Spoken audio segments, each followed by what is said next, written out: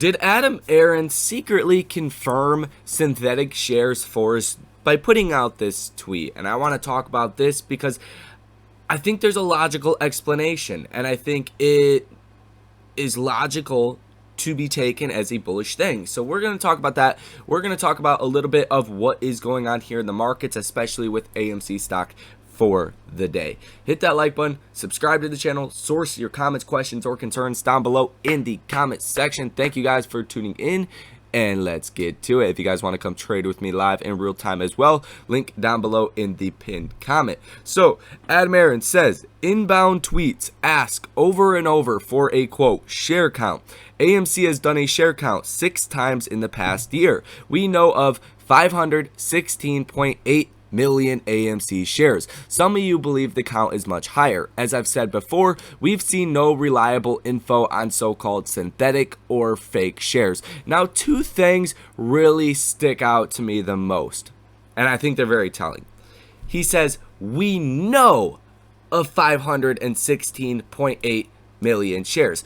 He does not say there are only 516.8 million AMC shares. All he says is we know of, which leads the possibility of there being more than that, right? That's simple interpretation of the English language right there. We know of was very telling to me when I read this tweet.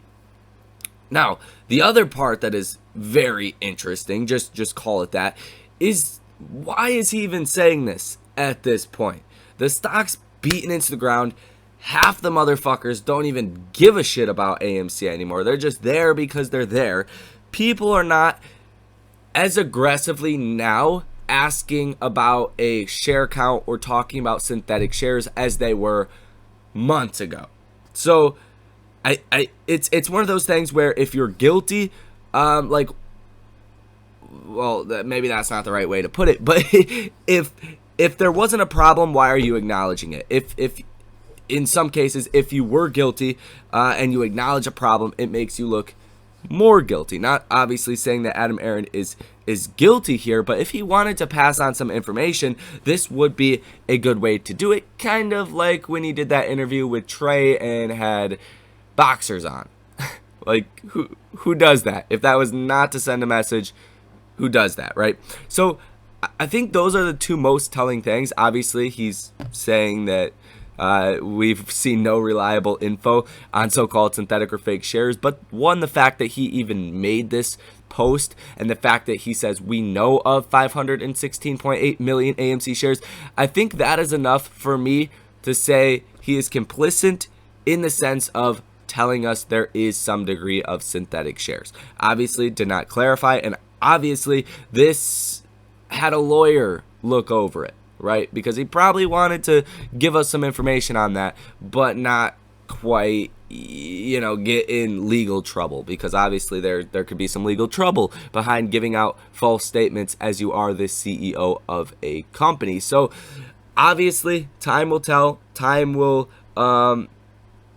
let us know all of this information, but I do think it is a bullish thing, and I do think to some degree he's acknowledging there is synthetic shares out there or fake shares, which is very obvious. Market makers, after all, they're allowed to do this, but they're supposed to clear up those IOUs, those essentially fake shares, right?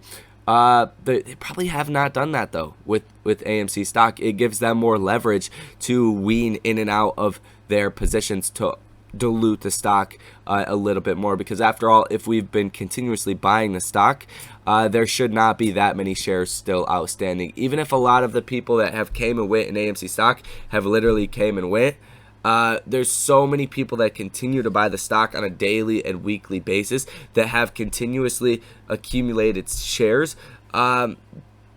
There's no way the flow is not locked up in some degree or the other, like a red box, right? We've been in this for a year.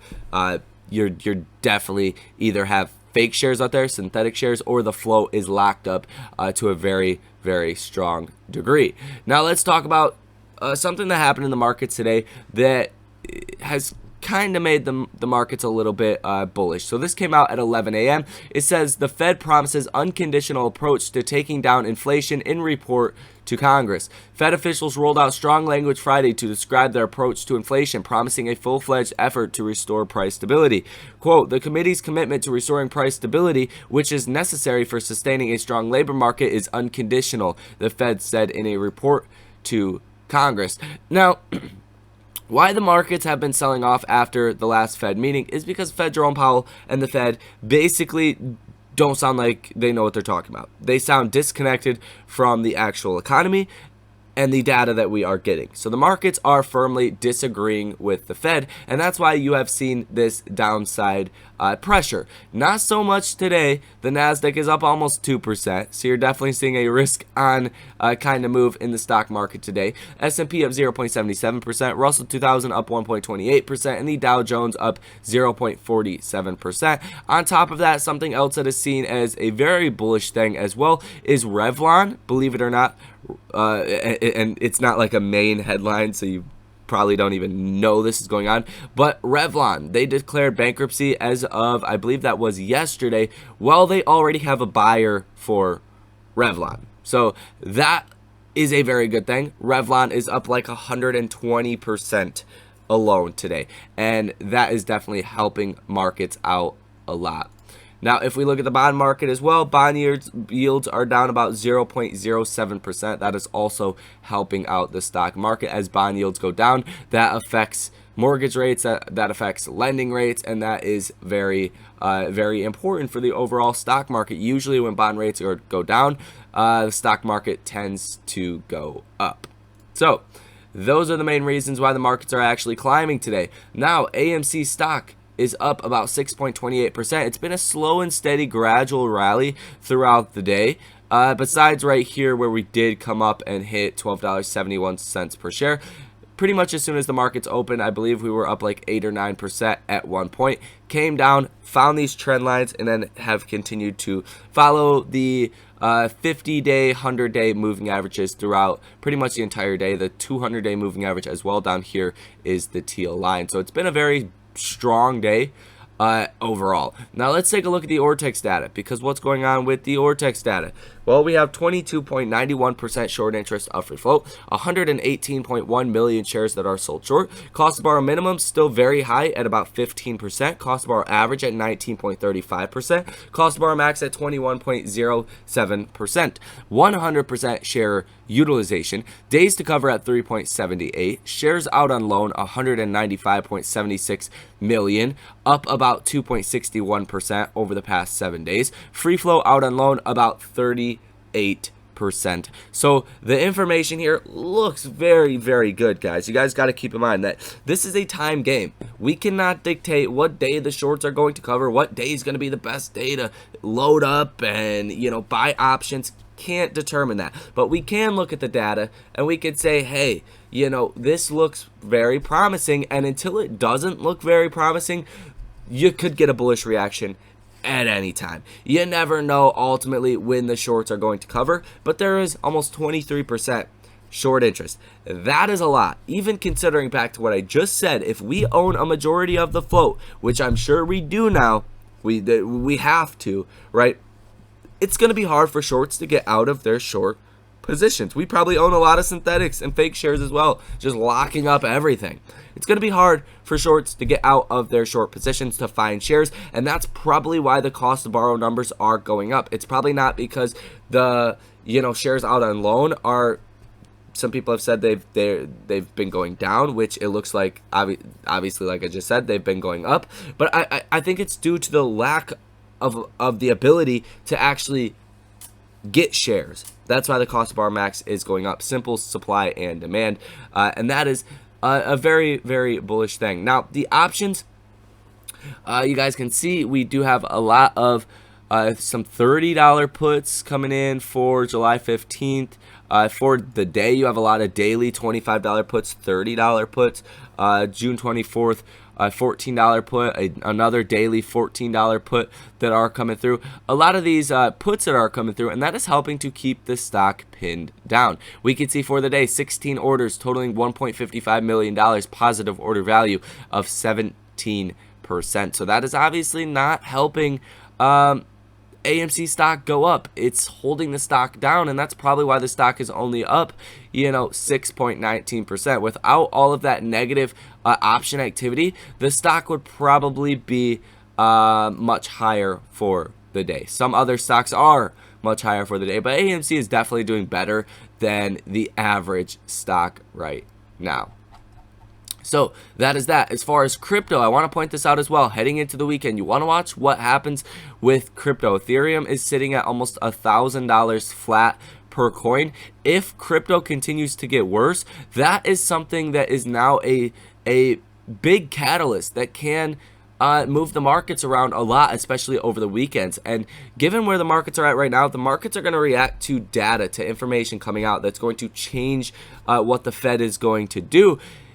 Crypto is not going to change what the Fed is going to do, but most certainly crypto is another thing the markets are looking at, especially over the weekend, and either getting more fearful, or potentially if you do see a bullish reaction, which would be long overdue this weekend, that could be very, very good for the overall stock market. Now let's take a look at the max pain. The max pain was obviously $16 per share by the end of the day today. We are obviously not there. The max pain for the week after that, for next week, is $12 per share. So the max pain is not a science, but it tends to be more reliable than not. Obviously this week, not the case. Now we are going to see a lot of options that do expire worthless, about 30,000 calls in the money, 379,000 calls that are out of the money. In the money puts at about 117,000. Now forget this week. Now we got to pay attention to July 15th. That's going to be the next, I believe, quad witching day, and we do have almost 402,000 calls that are out of the money, 10,000 calls that are in the money, 87,000 puts that are currently in the money. And why I say that is because a lot of people are going to be selling out of their winning and losing options for this week and rolling them over to these July 15th expirations. So I do think after today and really coming by Monday, you're going to see a lot more calls on this July 15th expiration, and it's possible that you're sitting at 600, 700,000 calls in total for the July 15th expiration by the time we get to July 15th. So I think that's a pretty encouraging thing.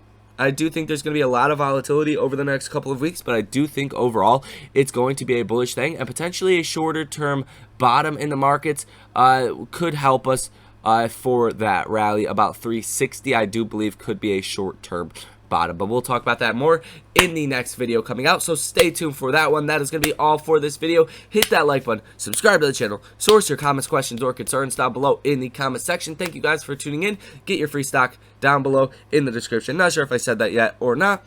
And if you guys want to come trade with me live in real time, link down below in the pinned comment. Thank you guys for watching, and I will see you in the next one.